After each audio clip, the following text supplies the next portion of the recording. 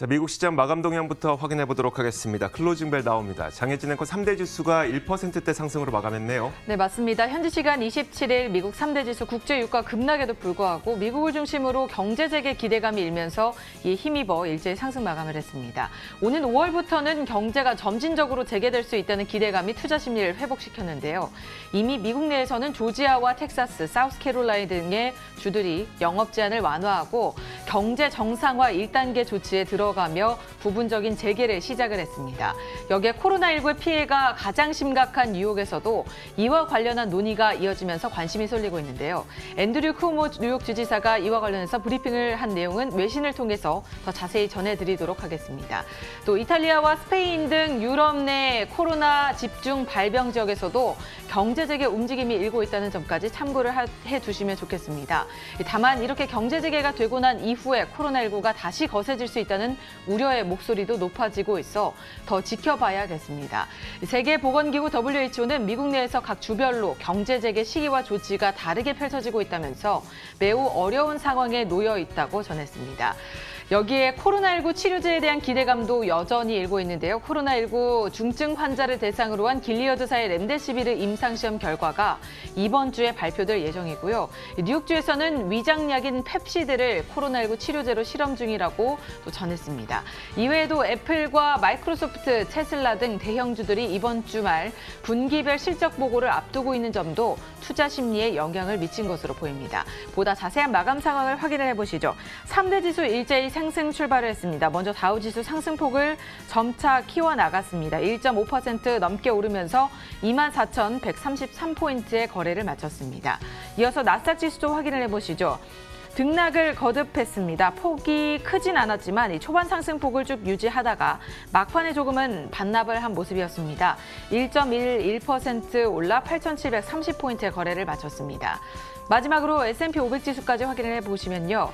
1.5% 가까이 오르면서 2,878포인트의 장을 마쳤습니다. 장중 오름폭을 조금씩 확대시켜 나가다가 마감 직전에 소폭 내려가면서 1%대의 상승폭을 기록한 것으로 보입니다. 이렇게 3대 지수는 1% 안팎을 오가며 상승폭을 기록을 했는데요. 상품 시장은 어땠나요? 상품 시장에서는 이 위험자산 선호 심리가 자극되면서 금값이 하락한 반면에 유가가 다시 한번 폭락하는 현상이 있었습니다. 유가부터 한번 살펴보도록 하겠습니다. WTI 국제유가가 지난 밤 사이에 다시 한번 23%, 거의 25% 가까이 급락하기도 했었는데요. 이 저장소의 부족 문제가 다시 한번 불거지고 있고, 이 저장소 부족하다는 것은 계속해서 이제 문제점으로 여겨지고 있습니다. 대표적인 저장소라고 할 수 있는 이 쿠싱 지역을 살펴보면요. 현재 약 6천만 배럴 가까이 찼는데 이제 약 2,500만 배럴밖에 남지 않았습니다. 골드만삭스에서는 이제 3주 안에 한계에 다다를 것이라고 전망을 한 만큼 저장소 문제가 해결되기 전에 경제활동이 재개되면서 원유의 수요가 회복돼야만 이 저장소 문제는 해결될 것으로 보입니다. 자, 국제유가가 23% 넘게 급락하면서 12.91달러까지 내려간 채 거래가 되고 있습니다. 국제 금 가격 한번 살펴보도록 하겠습니다. 계속 이 증시가 올라가고 있는 것이 바로 경제활동이 재개될 것이라는 기대감이죠. 마찬가지로 금 가격은 경제활동이 재개될 것이라는 기대감 덕분에 위험자산에 대한 선호 심리가 자극되면서 안전자산은 오히려 금값 하락하는 모습입니다. 금값은 0.6% 하락하면서 1,725.2달러에 현재 거래가 되고 있습니다. 자, 이어서 10년물 국채 금리도 살펴보도록 하겠습니다. 같은 맥락의 이야기입니다. 경제활동 재개에 대한 기대감 덕분에 이 금리가 올랐는데요. 10년물 국채 금리는 0.655%까지 오른 채 거래가 됐습니다. 자, 이렇게 상품 선물 시장 살펴봤고요. 글로벌 외신 확인하도록 하겠습니다.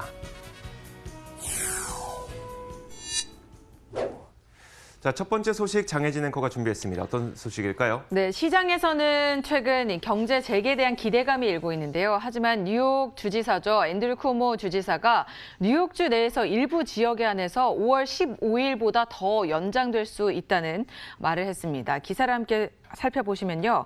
다음 달 15일부터 경제 재개를 시도하려던 앤드류 쿠오모 주지사가 이날 이후에도 뉴욕주 내 많은 지역에서 외출 금지령이 연장될 수 있다고 시사를 했습니다. 다만 이러한 제한 조치는 환자를 충분히 수용할 수 있는 병원이 있고 이외에 여러 가지 기준들이 부합한다면 어느 정도는 완화될 수 있다고 전했는데요. 그는 또 뉴욕주가 현재까지 7,500명을 대상으로 코로나19 항체 검사를 진행한 결과 10.9%, 약 15%가 양성 반응을 보였다고 전했습니다. 이는 즉 그들이 감염이 됐었고 바이러스를 이겨냈다는 증거라고 설명을 했는데요. 항체 검사는 혈액을 뽑아서 액체 성분 안에 녹아있는 항체를 검출하는 검사의 일종입니다. 바이러스 등 감염병에 걸리게 되면 이 체내에서 이를 막기 위해서 항체를 형성하는데 이 항체를 검출해서 바이러스에 걸렸었는지 면역 체계가 형성이 됐는지를 검사를 할 수 있다고 합니다. 쿠오모 주지사는 다음 달 15일 비필수 사업장에 대한 폐쇄 명령이 만료가 되면 경제 활동은 단계적으로 이루어질 것이라면서 건설업과 제조업 일부 일자리를 먼저 재개하는 방안을 검토하고 있다고 밝혔습니다.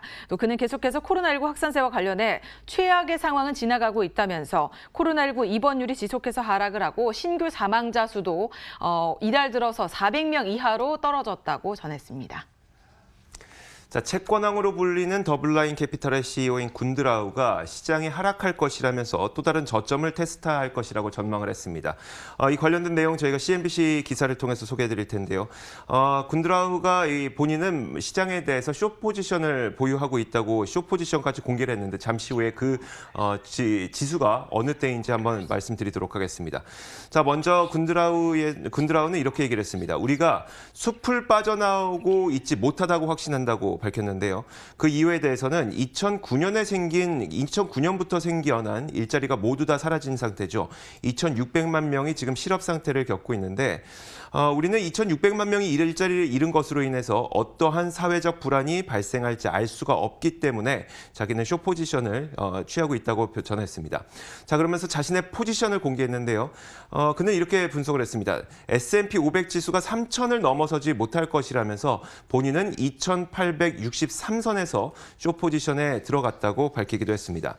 자, 군드라우는 지난 4월 1일에도 4월장에 또다시 한번 패닉 장세가 나타날 것이라고 전망한 인물입니다. 하지만 3월 말부터 4월 내내 강한 반등장이 펼쳐지고 있죠.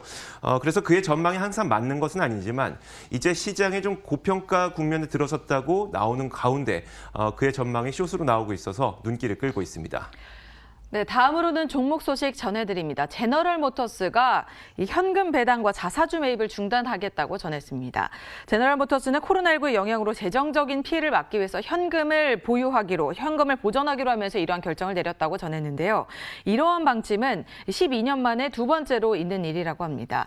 또 36억 달러 규모의 3년 계약 리볼빙 크레딧 계약을 오는 2022년 4월까지 연장을 했다고 전했는데요.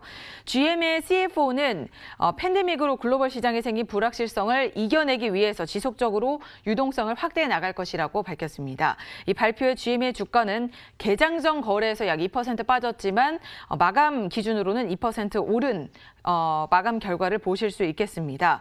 이와 관련해서 밸런스에서도 소식을 좀 전했는데요. 4월에 S&P 500 지수 상장된 기업들의 배당금 감소 및 중단이 이어지고 있다면서 최근 코로나19로 인해서 미국 내 경제 불확실성이 커지면서 기업들이 현금을 보유하길 원하기 때문이라고 설명을 했습니다. 이들은 올해 들어 현재까지 S&P 500 지수에 상장된 기업들 중 총 11개 기업이 배당금 감소를, 20개 기업이 배당금 중단을 발표했다고 덧붙였는데요. 제너럴 모터스와 다른 자동차 제조업체들은 북미 생산 공장을 3월 말부터 현재까지 폐쇄한 상태입니다. GM의 경우 최소 6개월간 신차 모델 출시도 연기를 했는데요. 이들은 5월 초부터 북미 지역 공장을 재가동시키려고 했지만 노조 측에서 아직은 위험하다는 입장을 밝혀서 앞으로 공장 재가동이 언제쯤 이뤄질지는 계속해서 지켜보셔야겠습니다. 자, 애플이 공식적으로 가타부터 말을 하지 않고 있는 가운데 애플의 신작 아이폰 출시와 생산이 지연될 것이라는 소식이 계속해서 들려오고 있습니다. 자, 지난 밤 사이에도 월스트리트 저널에서 보도하기도 했었는데요. CNBC에서는 이 내용을 좀 정리를 했습니다. 자, CNBC가 이렇게 전했습니다. 신작 아이폰의 생산이 좀 지연될 수 있다. 그러면서 애플의 슈퍼사이클에 의구심이 생기고 있다고 전했는데요. 여기서 말하는 거는 이제 애플의 생산입니다. 애플의 신작 아이폰 생산이 늦어질 것이라는 보도가 나오면서 이 슈퍼사이클이 지연될 것이라는 얘기인데 월스트리트 저널은 신작 아이폰 출시는 약 한 달 정도 지연될 것으로 봤습니다. 그런데 출시가 된다고 하더라도 막대한 생산 지연 때문에 실제로 소비자들이 구매하기까지는 시간이 더 걸릴 것으로 봤는데요. 이에 대해서 여러 가지 글로벌 IB에서는 이번 아이폰에는 5G가 탑재될 것으로 보이는데 이 5G 모듈 때문에 신작 아이폰 출시가 지연될 것이란 전망입니다.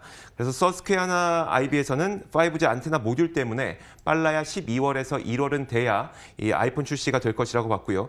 JP모건에서도 신작 아이폰 출시가 2개월 정도 지연될 것으로 전망을 했습니다.